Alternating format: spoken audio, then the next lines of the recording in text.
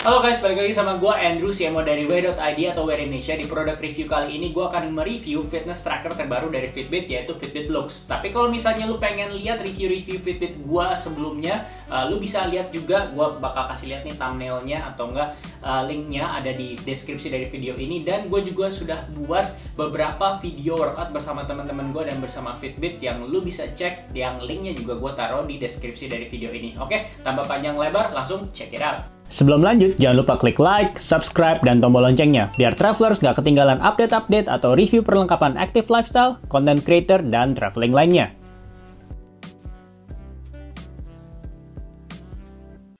Oke, langsung gue komenin terkait size dan desain dan materialnya. Untuk size dan desainnya, ini merupakan size yang paling kecil jika dibandingkan dengan fitness tracker Fitbit lainnya, yaitu si Fitbit Inspire 2 dan Fitbit Charge 4. Dan untuk materialnya, lu bisa lihat sendiri di sini lebih mengkilap jika dibandingkan dengan si Fitbit Inspire 2 atau Fitbit Charge 4. Kenapa? Karena ini terbuat dari stainless steel. Sedangkan kalau misalnya yang lain tuh ya masih agak terbuat dari plastik, tapi memang tampilannya nggak terlalu plastiki gitu. Memang sesuai dengan tujuannya, si Fitbit ini menargetkan produk ini agar dipakai sama orang-orang yang memang conscious dengan style dan fashion gitu. Makanya dibikin juga tampilannya tuh lebih luxe gitu, sesuai dengan namanya.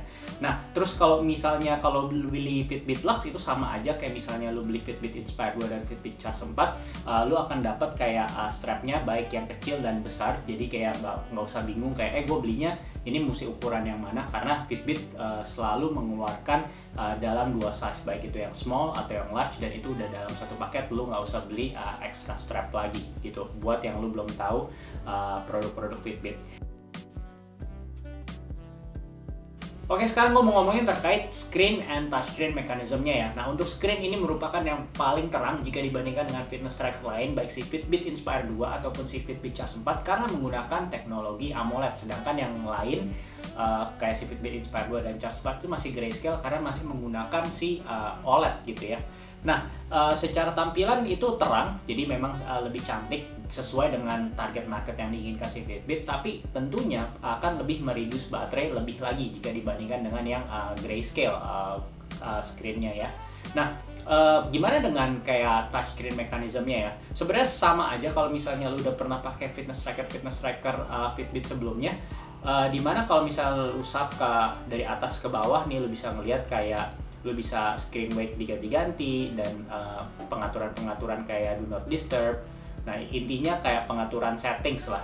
Nah, selanjutnya kalau misalnya lu geser dari kiri ke kanan atau sebaliknya, itu lu bisa mengakses aplikasi-aplikasinya. Misalnya dari exercise, nah exercise-nya apa aja lu bisa tinggal swipe ke bawah.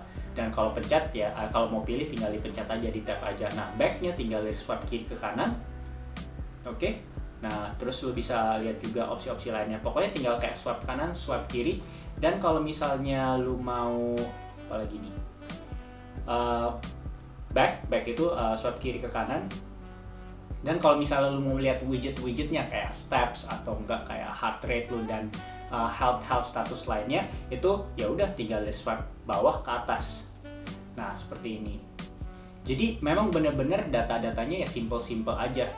Makanya juga secara mekanisme touchscreen ya cuman simple-simple aja sih, nggak ada yang kayak mesti tap 2 kali atau nggak tap 3 kali untuk memberikan menu tertentu. Itu nggak ada berdasarkan pengalaman dan experience gue selama beberapa minggu.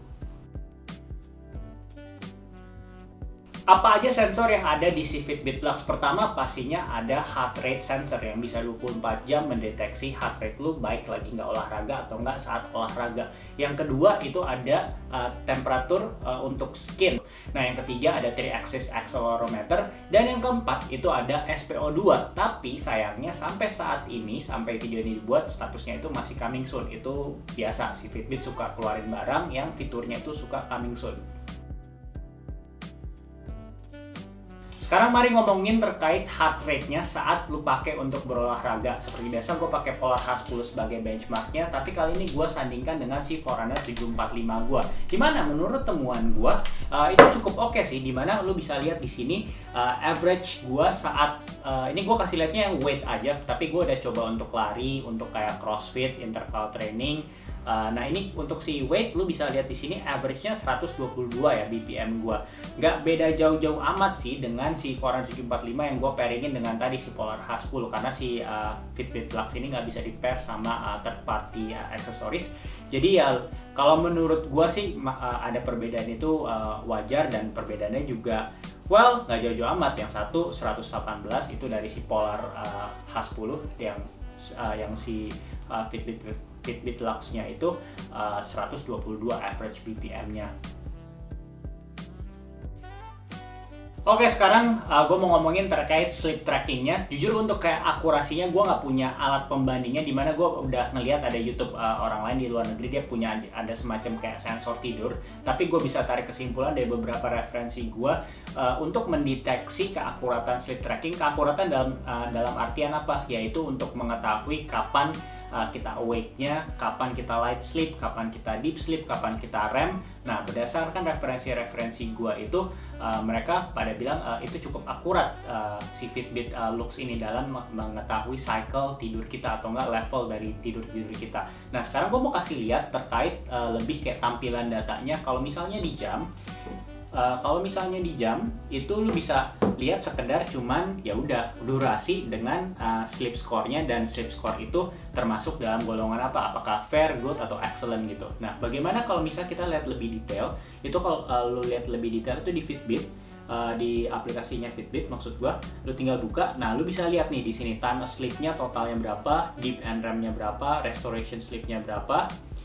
Jadi lu bisa mendapat masukan atau enggak insight terkait kualitas tidur lu.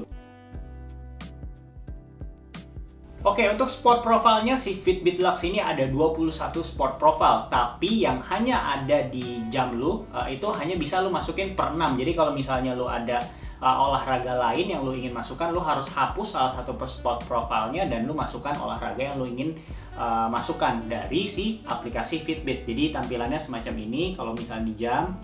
Jadi antara satu olahraga dan olahraga lain jujur bener-bener nggak ada perbedaan yang signifikan, baik dari pengaturan sebelum workoutnya atau enggak kayak setelah kita berolahraga itu ada tampilan data yang berbeda, itu bener-bener nggak ada gitu.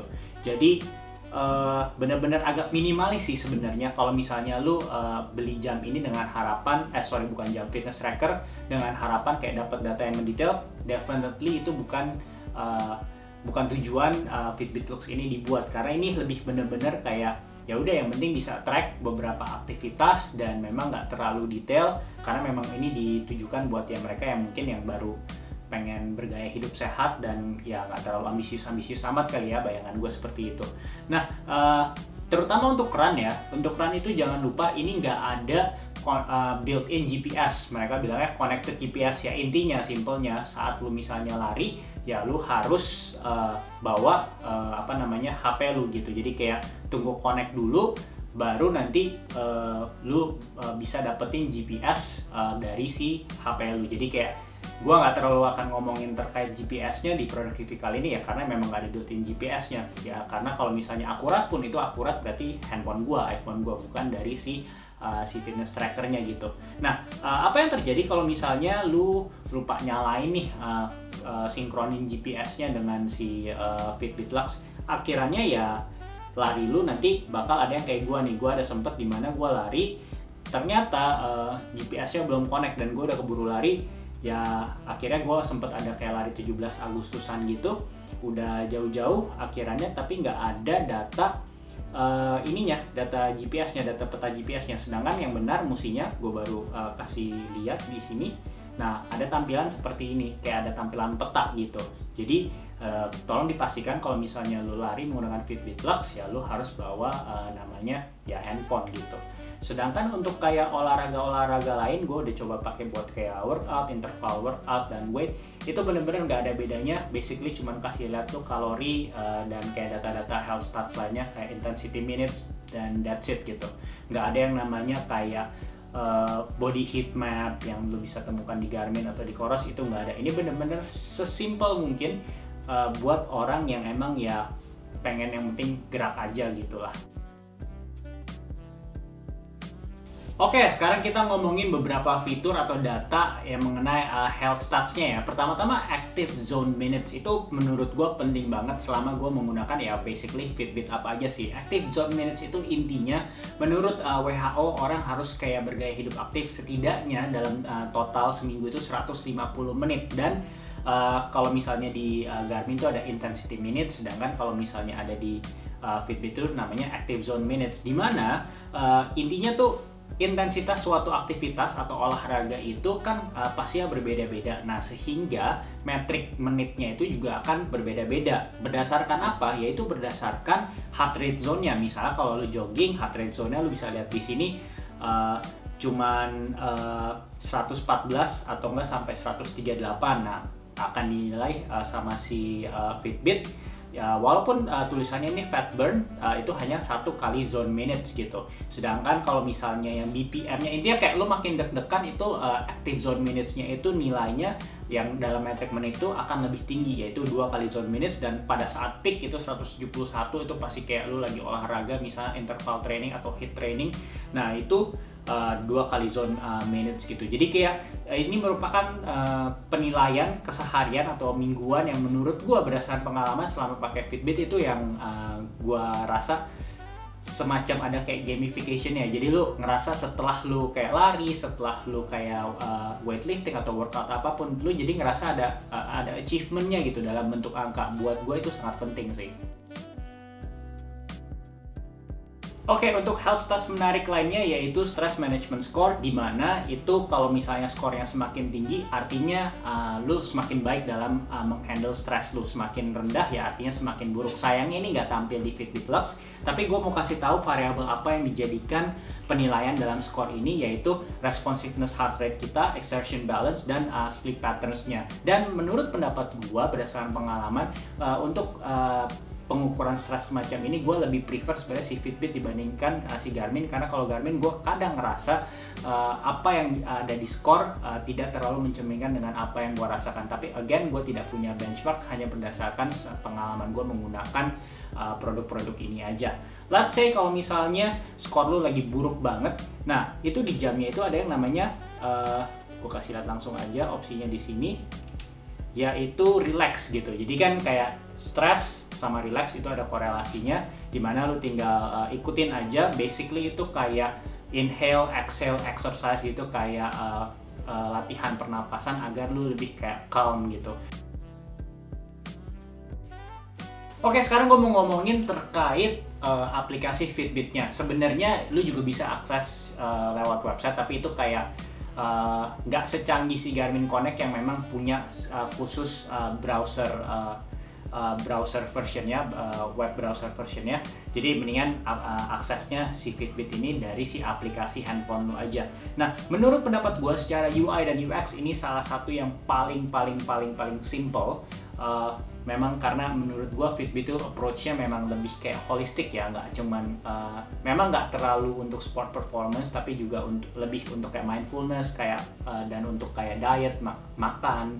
Kalau memang lu cukup rajin untuk nge-lock semua food lu dan kayak mental atau nggak mindfulness gitu. Jadi memang secara tampilan juga itu tercermin, jadi kayak clean aja dan nggak terlalu banyak dengan data-data yang sangat spesifik. Jadi sebenarnya bisa positif, bisa negatif. Bisa positif buat lu yang memang mencari kesimpulan itu atau nggak baru mau mulai gaya hidup sehat. Bisa negatif buat lu yang kayaknya sebenarnya pengen mengembangkan performa olahraga lu gitu, karena mungkin terlalu simple ya. Nah, gue kasih lihat aja home-nya seperti ini. Karena gue udah sering, jadi gue langsung kayak cepet aja. Lu bisa lihat health matrix-nya di sini. Jangan lupa di sini lu juga bisa lihat macam-macam kayak heart rate variability, skin temperature, dan resting heart rate. Dan kalau misalnya lihat di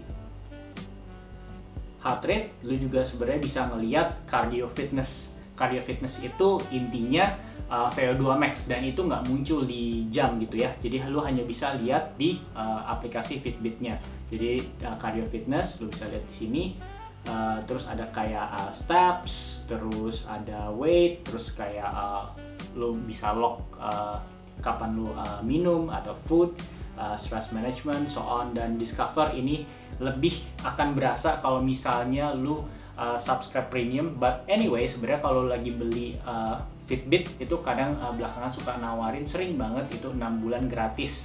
Lu bisa coba apakah si Fitbit Premium itu worth it atau enggak. Basically Fitbit Premium itu isinya apa aja yang tadi gue bilang, terkait mindfulness, terkait workout, terkait makanan. Mereka itu ada kayak semacam guided videonya, ada kayak semacam guided programnya, bahkan sampai kayak tidur. Lu kalau misalnya lo ada susah tidur, mereka juga ada tuh programnya. Jadi kayak misalnya bakal ada notif, waktunya tidur, karena lu lagi ikutin program ini agar lu lebih tidurnya tuh lebih punya punya kualitas gitu.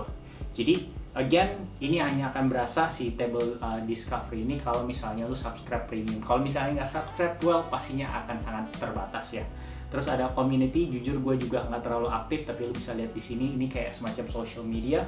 Dan ya ini premium, lu bisa lihat nih, advanced sleep analytics, guided programs, wellness report, mindfulness sessions, video workout, fun and games and new challenge, dan inspirasi resep makanan sehat gitu. Well, untuk aplikasi gue sih suka ya kalau ngomongin kayak kesimpulannya. Tapi kalau misalnya lu cari yang lebih detail untuk urusan sportnya, mungkin ini bukan buat lu si Fitbit ini, tercerminkan dari aplikasinya. Nah, pertanyaan selanjutnya, ini sebenarnya si Fitbit bisa terintegrasi dengan aplikasi olahraga apa aja? Gue langsung kasih lihat aja di sini. Ini ada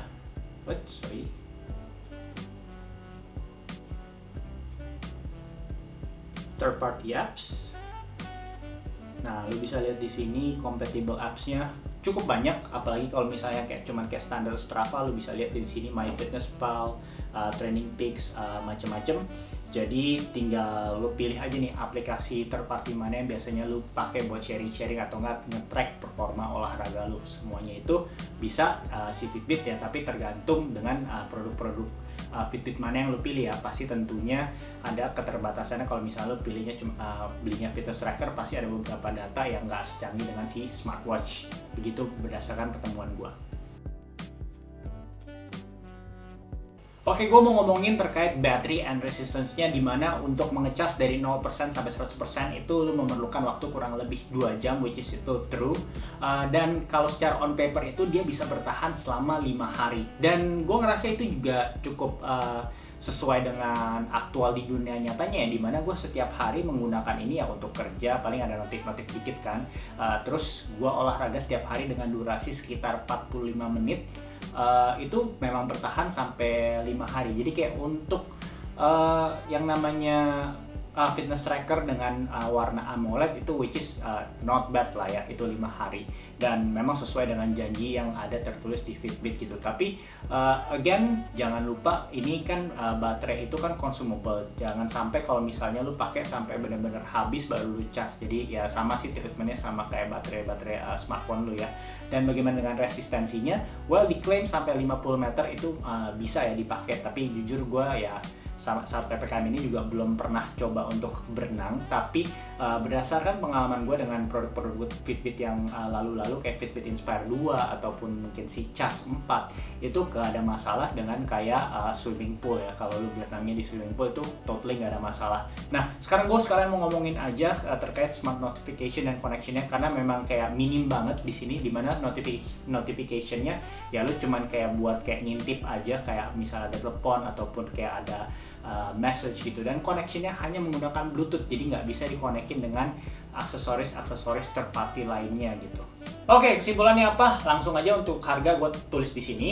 Nah, kalau menurut gue sih kalau misalnya lu cari sebuah fitness tracker yang nyaman ya, yang nyaman untuk dipakai setiap hari, baik saat lu berolahraga ataupun kayak lu cuman lagi ngantor atau ngampus, menurut gue si Fitbit Luxe ini dengan segala data yang sebenarnya simpel-simpel aja itu cukup ya. Dan menurut gue si Fitbit itu akurasinya cukup baik, apalagi untuk ukuran si sleep trackingnya. Jadi ya nggak ngasal, karena gue tahu pasti lu pikir kayak ini mirip dengan kayak sebuah brand lain yang mungkin harganya bisa cuman kayak setengahnya atau jauh lebih murah gitu. Tapi kalau lu mengedepankan keakuratannya, well, gue udah meriset beberapa narasumber atau referensi untuk urusan kayak sleep trackingnya, itu si Fitbit itu cukup handal sih. Dan kalau misalnya lu tertarik untuk kayak mendalami gaya hidup sehat yang lebih lagi, nah lu bisa lihat sendiri di segmen aplikasi gue tadi, apalagi kalau misalnya lu subscribe yang premium, itu cukup banget ya, asal memang lu ada kerajinan untuk kayak ngelok semua makanan lu, atau enggak memang pengen ikutin gaya hidup sehat makanan-makanan yang resepinya diikutin. Menurut gue itu sih worth it banget ya. Nah, sedangkan jangan beli kalau misalnya lu memang kayak berharap pertama over expectation, di mana lu kegiatannya itu kayak lari maraton, terus kayak misalnya trail running yang udah kayak jauh-jauh, intinya lu udah mau jadi ultra endurance athlete lah. Menurut gua sih ini bukan fitness tracker untuk lu ya. Bahkan lu jangan beli fitness tracker menurut pendapat pribadi gua. Mendingan lu cek review-review gua yang terkait si Garmin Fenix 6, Suunto mungkin gitu. Itu lebih suitable buat lu karena ini bener-bener untuk kayak lebih kayak lifestyle dan gaya hidup sehat gitu. Itu menurut gua target market utama dari si Fitbit Lux ini. Nah, ini pendapat gue. Gimana pendapat lu? Jangan lupa tulis di kolom komentar, ataupun kalau ada mau nanya-nanya via Instagram @werinesiaofficial juga boleh. Dan jangan lupa support kita bisa dengan like, subscribe, share video ini. Dan kalau misalnya lu belum tahu kalau weya.id atau Werinesia adalah perusahaan e-commerce, lu juga bisa support channel ini agar maju terus lagi dengan membeli produk-produk yang kita review ya. Salah satunya sih Fitbit Lux ini kalau emang lu suka, dan linknya gue taruh di kolom deskripsi dari video ini. Thank you and until next time.